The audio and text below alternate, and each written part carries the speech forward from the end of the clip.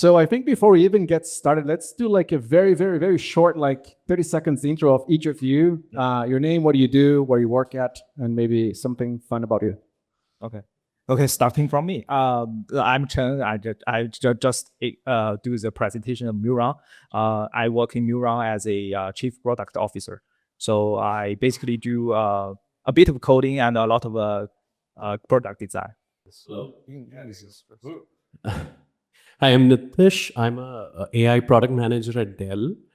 So I'm working on something like MuleSoft, Mulerun in the tax and finance space, basically making agents do long tail tasks like auditing, compliance, all the messiness of enterprise and complex systems, right?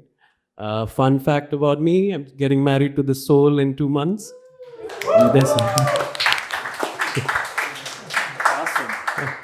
Thank you.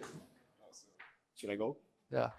Hey, I'm Pablo. I'm from Replit. I'm a product engineer, and I work mainly with the Agent 4 release. I work mainly with connectors and also on how to make our agent more reliable. So, fun fact about me, I like scuba diving, and I'm kind of new to SF. So, very glad to be here.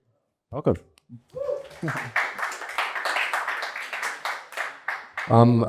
Hey everyone, I'm Tala. I'm a PM at Hive AI. Hive focuses on enterprise AI deployments, and yeah, glad to be here. No fun facts for me though. All right. Awesome. Okay, I'm going to start with like an easy question. I have a couple of questions, but I want to make sure that you all have an opportunity to ask. So if you feel like something is burning inside of you and you want to raise your hand and ask a question, we can do that too. I don't want to make this like a solo thing of me asking only. But I feel like the very initial question for all of you is about misconceptions. I think we're seeing a lot going on around agentics, AI, and agents in general. And I think enterprises get it one way. Maybe they're like, there's someone there inside that's trying to advocate for it. Maybe startups are more like maybe AI first or AI driven. I would like to hear from you all, like, what's your view? Like, both of you are enterprise, like deploying to enterprise, working in enterprise, but also being like the AI solution. What do you see as misconception? What's going on now?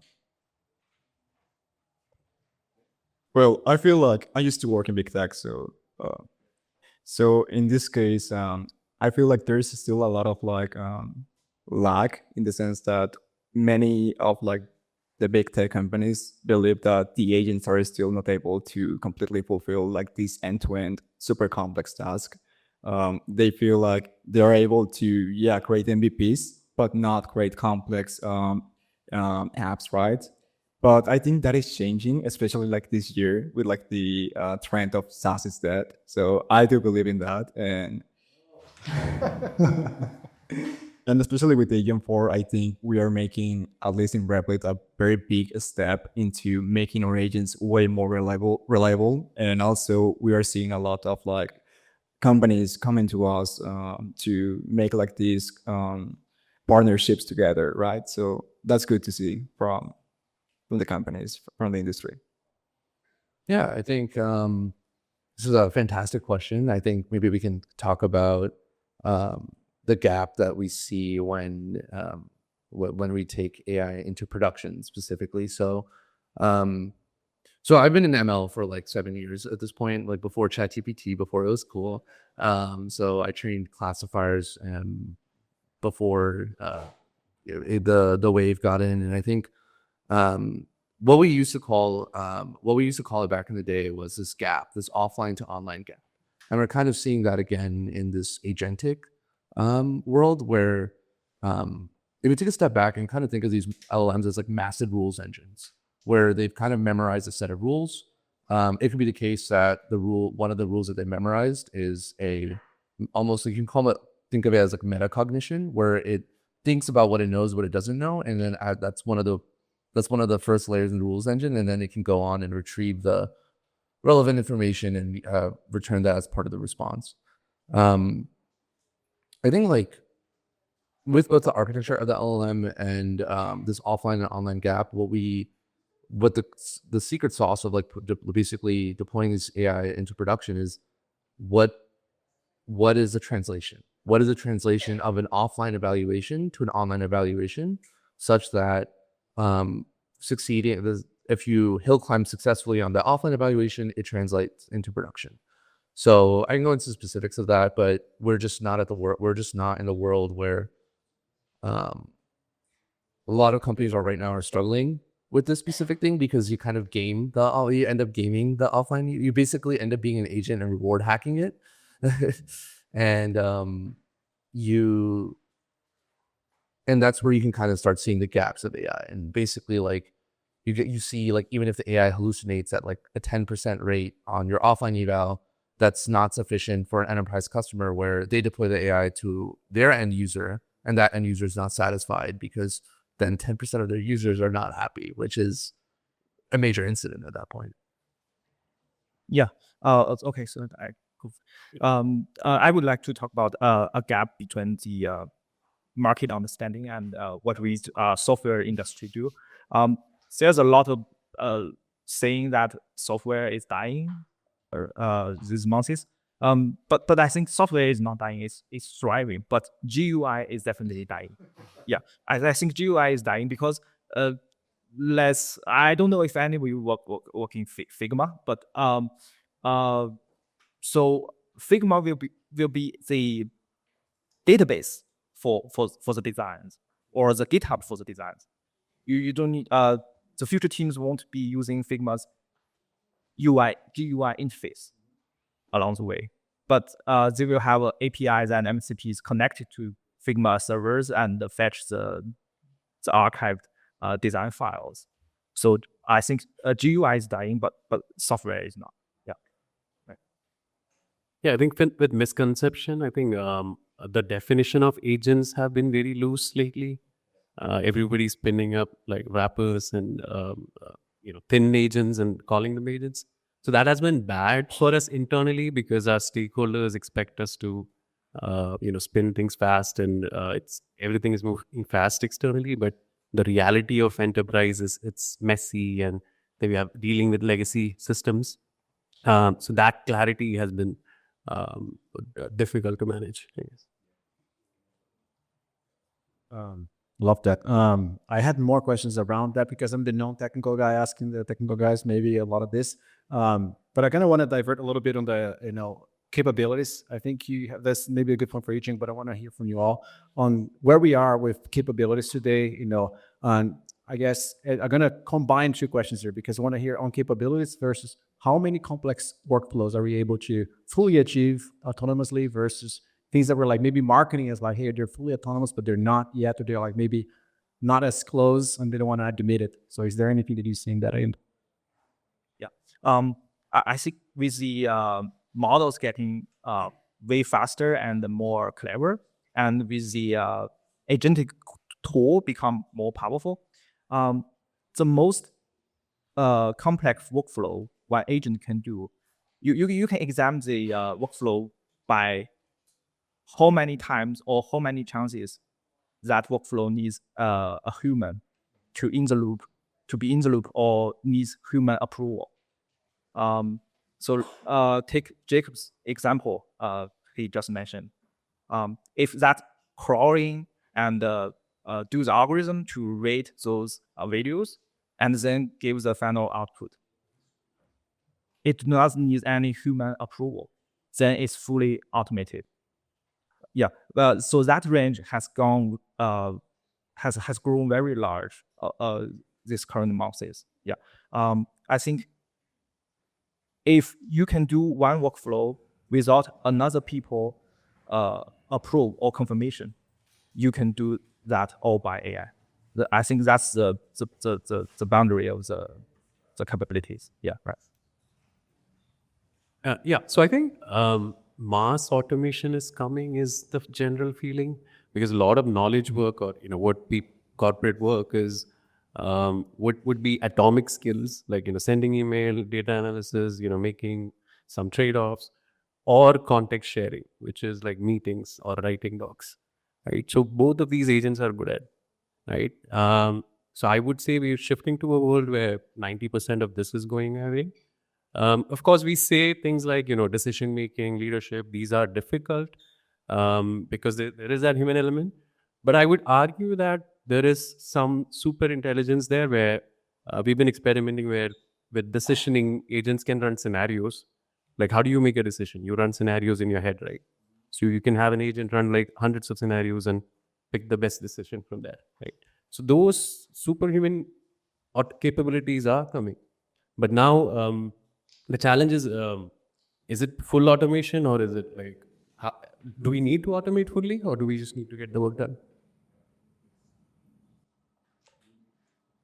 Yeah, so I feel like as models get smarter, this like gap of things that the LLMs or agents are capable to do is like getting thinner. And well, nowadays we're able to do lots of like creative artifacts with agents, for example, slides, videos, web apps, whatever. But I feel like the real problem comes from us, like in the sense that data is so sparse, like so yeah, it's sparse in the sense that, for example, your data, for example, lives in a data lakehouse in Azure, and maybe your app lives in another place. So the models get like constrained by those things, right? And if we are able to find a way to connect everything together, I feel like agents and models will be able to do things that we right now do not imagine at all. So that's my bet. What was the question? Any workflows that you feel like are, that are complex, that are being fully autonomous versus something that's yet to be fully autonomous, but maybe we market it as if it was, but yet there's still like so much human interaction behind it. Yeah. Okay. I think the way to think about that is what can the model learn and what can't the model learn. So the models are very good at the way that these like frontier labs are teaching these models is basically reinforcement learning, right? And in order to have reinforcement learning, what that entails is you have to have some type of validation model, right? So you have to have something that you have to have a verifiable problem statement. So if there is a verifiable problem statement, there is a yes or no answer. You can think the model can probably learn it. That being said, like what doesn't have a verifiable problem statement, like hopefully the the product managers, you don't know if they're bullshitting you or not, right? So that's part of it, right? There's no data for that. Like, how do you even generate data for that, right? Like the reason the models are so good at coding and math is that's you can click it, right? You can verify it very immediately. But like, for example, I don't know, like, what's your roadmap or what's your this? Like, is there data outside in the world that exists that is proven true? Maybe not. Can you frame it that way? So that feels like the upper limit of AI for now. I want to make this a democratic room. So if anyone has a question, want to raise their hand, I can come to you with a microphone, or if you have a loud voice, you can project it. And then anyone has a question? Okay, go. Do you want to project your voice? You want me to walk here? Oh my God, it's like, well, I gotta try. I'm like, go for it, man. Yeah, I was curious about how you guys determine like what features you add to the tools. Like when you're testing, product roadmap. Like, do you just prompt it and see where it fails, or is there, roadmap of, oh, we want to design and build these into it? Yeah, there's a aligned roadmap across multiple tiers of the org. So leading up to the VPs, down to there's a whole agenda around the company on how agents should get deployed, and we have stakeholders who are prioritizing based on ROI, and there's a technical discussion on what is feasible, and there's a whole exercise. I mean, is it perfect? Probably not, but yeah. So we can prioritize the new task or the new features based on user feedback, because user usually do not leave positive feedbacks because their job's done and they left, but they will leave negative feedbacks when the things is not done or is lower than his expectations. So we gather those feedback informations and we say, oh, those kind of vertical areas that AI is or our product is not doing good. So we need to strengthen that part. So that makes our priority task logs. Yeah. So I guess I wanted a clarification on some, like, what do you think is the idea behind having less input and getting more output, because I feel like your borders are at that sometimes you have to let it very elaborate dispersion though. And we rise all the complex tasks. You have to give it like now expensive though. What do you find to achieve? And do you think that models are still progressing towards a state where they actually can you really understand like what keywords are in? Or do you think it's still like a massive there which is the Even Sure. Um, I'm trying to understand. Like the question is long. So do you feel like it's between the gap of like the knowledge to actually get the agent to produce an output? Is that the core? yeah, this channel that you understand like just when the orange have counts and like I'll still like find it read that progress tools like there's input more update and a whole universe that relate to and then we are in that. Oh, so you're getting to a point where like there's less input from a user, like a human input, and there's more output coming out. I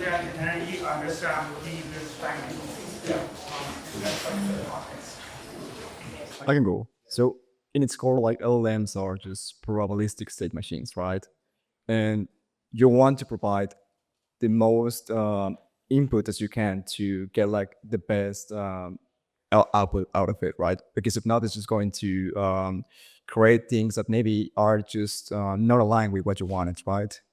And I kind of get your like what you want, right? Less input and better output. But we are in Replit, we kind of like try to do something like that, providing like skills, pre-generated skills on the agent. So it kind of already know like the base guidelines, for example, on how to deploy an app, right? So you don't have to specify to the model or to the agent those kind of things, right?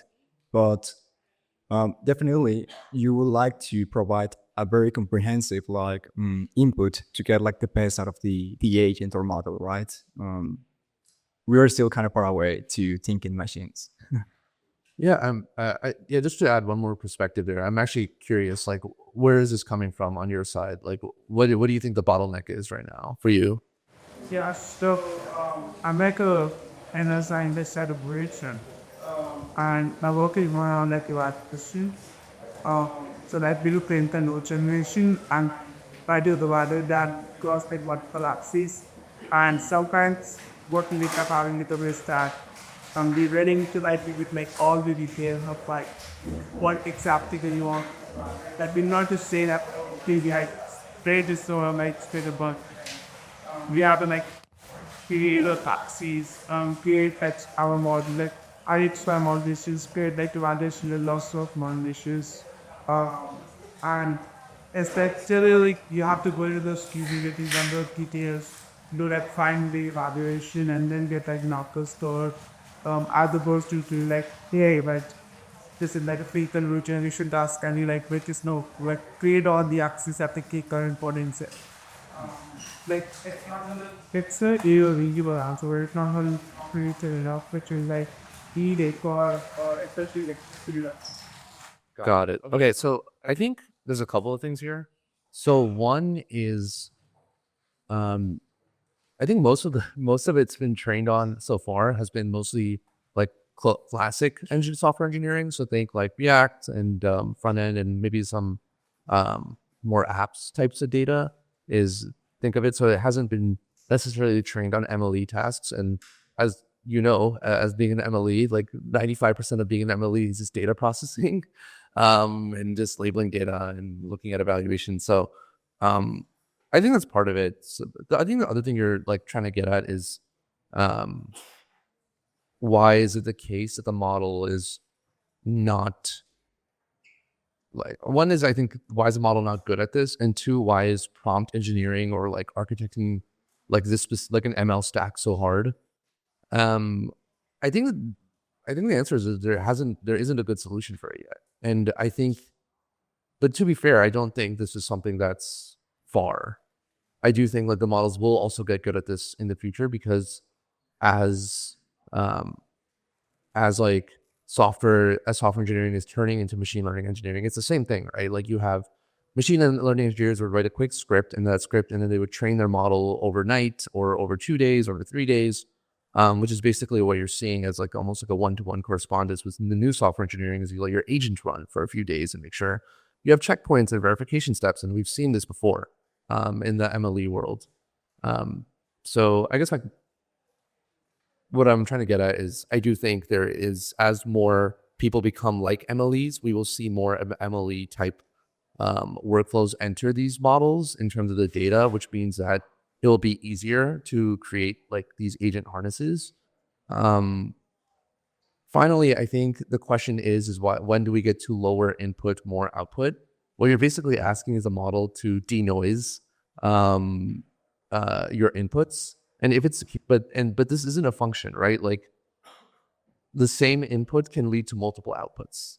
So you need to get the model to be able to discern. And the way that like today we have resolved that issue is by entering into plan mode. I think what you're looking for is a better plan mode for MLEs, and that just doesn't exist today, but I wouldn't be surprised if that happened within the next year.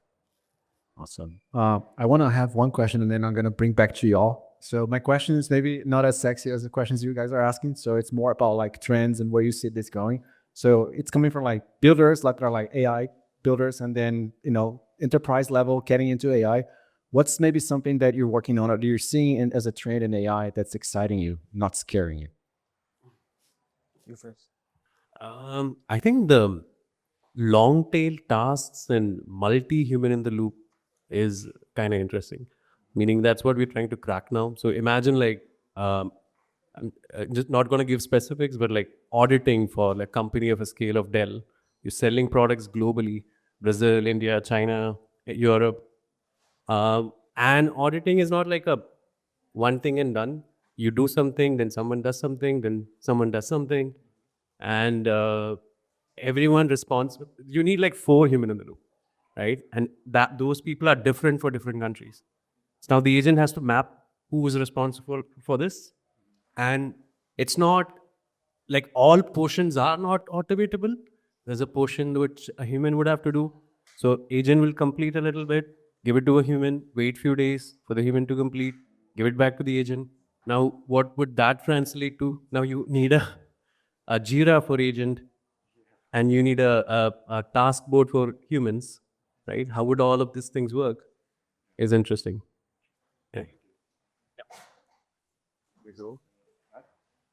Well, from my perspective, what do I envision in the following years? This is my personal opinion, right? So I feel like there's going to be a future in which the agent or model, I don't even know if it's going to be like an LLM, but it's going to communicate directly with the kernel. What I mean is going to be a kernel basically is like the machine that runs everything for you to see any kind of like user interface in your computer or app, right? So in this sense, the front end is going to be generated on demand by the agent. And it's going to be so cool because you just are going to be able to ask anything to this model or agent, and it's going to execute it in real time and create whatever you can imagine. I feel like we are going to get into a point in where everything is going to collapse into just one app, you know? There's not going to be any more like separation between things. And I envision that future. Yeah. So the static graphic UI is definitely dead. So, but generative UI, that's what he's talking about. I think it's gonna be so if we have a human interface, it's gonna be generative UI, not static graphics UI. That's what I say. Yeah. So yeah, I guess maybe not such a hot take at this point, but I do think any company that can build a certain type of data flywheel ends up being safe from like the model taking over. These models are like by definition quite general. So if you look at them in like very like niche classification tasks, like a bunch of very dumb tasks per se. For example, like we work in like trust and safety, so we just do like image classification. Think like there's a gun in the image. These models are like surprisingly bad at this. So if you're able to build a data flywheel, I think you're kind of safe in this world. More questions from? Yeah, you wanna? The question about probation is curious to see how you guys think about it. So with the occasion, you could run the stage on computer itself. It's just kind of like throw happy and tries of one, open fun, yes. You could also run the A on so partners you and you're in a pool. You could also have it in them, where you spin up, terminate it up and down every time you ever see you chat. And we're seeing basically every single part spectrum as Pollock's right copying them, right? Where do you stand on the spectrum, and where do you think consumers will want to be in the future? Because I'm seeing lots of use cases that could be solved without a politician stake here, and I'm seeing use cases that can only be solved with the computer, whether the agent is on either it's open call or whether they as a computer is full, it's still it. So I'd love to hear your pace thoughts. So they do have a spectrum for sandbox agent and long running agent and agent running on virtual private servers in the cloud or in your local computers. I think they all have different features. But what I think is that they're gonna in the future there will be a merge of those different categories because you have agent. The agent can buy a VPS or rent a sandbox or rent E2B as a sandbox service. He can decide what task is better running on which environment, whether it's best to run in a isolated sandbox or run in a virtual private server or run in the local machines that the agent exists. So in the future, the agent will decide for themselves. Yeah, but now we do not have a system to auto switch these things, to auto decide these things. We don't have that features yet. We don't have that kind of models yet. So that's not a fact, but in the future it will be like that. Yeah. Okay. So I want to thank you all for your time again, and let's grab food, go to rooftop. Thank you.